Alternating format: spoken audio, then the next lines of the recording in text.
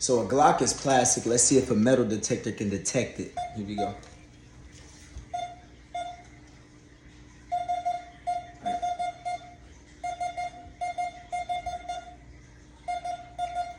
It got it, but it's a weak signal. It's like it ain't picking up a strong signal. All right, let's see if I can like track it with this. And if it pick it up in the bag. Oh, okay. Let's see. Oh yeah, I think it's kind of accurate though. That's crazy. All right, let's try to detect the other one.